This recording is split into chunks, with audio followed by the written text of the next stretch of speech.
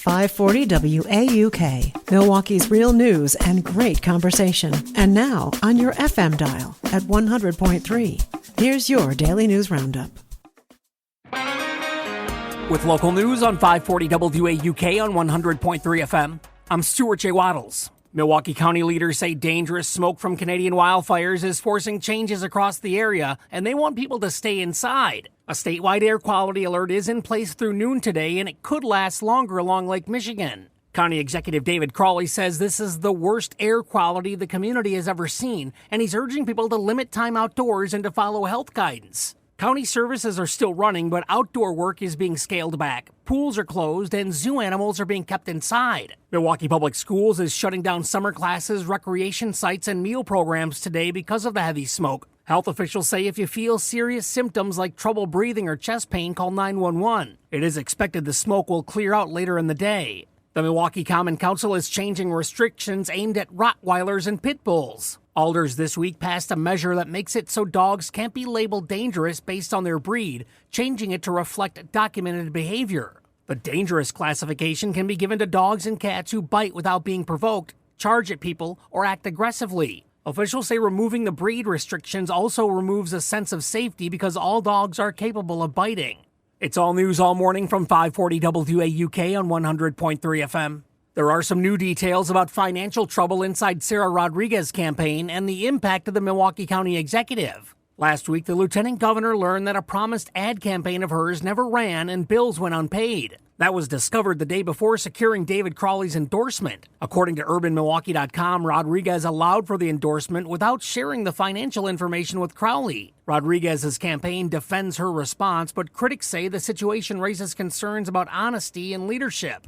Harley-Davidson is shutting down and tearing down a longtime hangar at Mitchell International. The company has left the roughly 20,000 square foot building it's used for decades on the south side of the airfield. Reports say Harley owned the hangar but leased the land since 2001, and when that lease expired, the airport chose not to take over the building. The decision allows demolition to move forward. The now empty site could become part of the airport's broader push to expand cargo and other projects.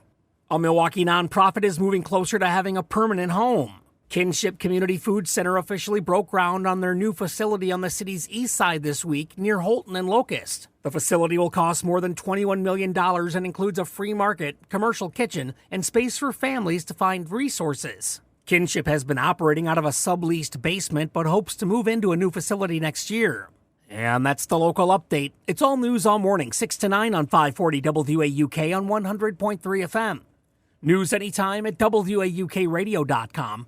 I'm Stuart J. Waddles. For Civic Media News, I'm Connie Fellman. Wildfire smoke from fires burning in Minnesota and Ontario continues to affect air quality across Wisconsin. Civic Media's Maddie Schaefer spoke with health experts about how to cope until things clear up. Health experts say the smoke contains fine particles known as PM 2.5, which are small enough to travel deep into the lungs and even enter the bloodstream. Whenever we do have poor air quality, that could lead to an exacerbation or flare-ups for people with chronic lung diseases or coronary artery diseases or certain other chronic diseases, and that could land them in the hospital and then under my care. That's Dr. Tony Malik with Aspirus Health. He says people with asthma, heart disease, older adults, young children, and pregnant women are most at risk. But even healthy people can develop a cough, sore throat, or irritated eyes after spending time outside. And if the air quality is poor, it would be a good idea to stay inside or minimize your time outside. If you can, move activities indoors, keep windows closed, and check the air quality index before heading outside. If you have trouble breathing, chest pain, or symptoms that don't improve, you should seek medical care. For Civic Media News, I'm Maddie Schaefer. Wisconsin is still under an air quality advisory at least until later today. Forecasters say possible thunderstorms could bring a brief respite, but more smoke is expected to return over the weekend. A major investment in clean energy could bring more than 600 jobs to Madison. Rialta Fusion plans to build its headquarters and research facility at the former Oscar Mayer plant. State and local leaders are offering up to $55 million in incentives to land the project. The company says it chose Wisconsin after a nationwide search. Rialta is a fusion power company built on research done at UW-Madison. Work on the site could begin before the end of the year. The Appleton Common Council is set to decide whether to implement a list of rules for automated license plate readers. If passed, any companies that work with the police department would give a detailed list of what data is collected and stored. Police would also have to give a detailed annual report about the license plate readers. This comes after Mayor Jake Woodford announced in May the city would stop using the cameras amid public concerns about privacy and who uses the data. The Waupaca Police Department is warning residents about organized panhandling rings that use young children to solicit money. Officers said they were called to a business Monday after reports of adults asking for money while accompanied by a small child. Police say people often stand near store parking lots or along roadways and hold signs asking for help with food, rent, or medical bills, many cases involving groups traveling from city to city rather than local people in crisis. Authorities caution that some signs include QR codes for Venmo or other online payment platforms, which can carry a risk of phishing.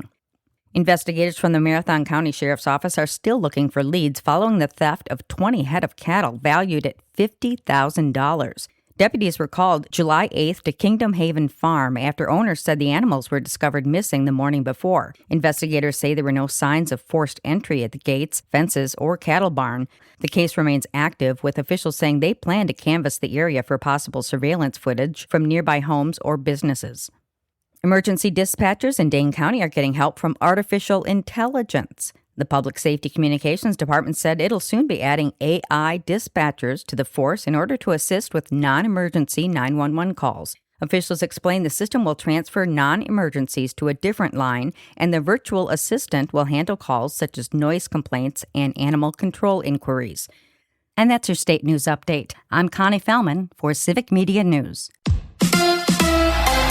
Brewer baseball is back. Hi, I'm Mike Clemens with sports. The Brewers back in action tonight at AmFam Field against the Florida Marlins. Jacob Mizorowski still being rested. Won't start until next week. Lefty Kyle Harrison on the 15-day IL with a sore elbow. Brandon Woodruff is on the 60-day IL, so that means that Logan Henderson will be on the mound tonight for the Crew. NBA in Miami, the Heat welcomed their new player, Giannis Antetokounmpo, to Florida. I'm excited. I've been with the Bucks for 13 years.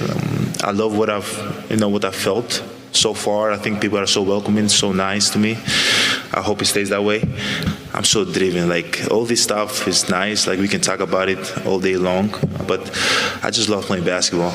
Giannis will now wear the number 7 jersey. Team president Pat Riley telling reporters the Heat wanted Giannis last February, but couldn't work out a deal before the trade deadline. With sports, I'm Mike Clemens. I'm meteorologist Mace Michaels. Hazy sunshine, hot and humid, smoky with isolated storms, and a high in the upper 80s and muggy. For tonight, turning partly cloudy, warm and muggy again, lows in the mid-70s. Storms still possible Saturday, dry and sunny Sunday. That's your Milwaukee News Roundup from WAUK. Find more news anytime at WAUKradio.com/news. Subscribe to this podcast on Spotify, Apple, or wherever you find your podcasts.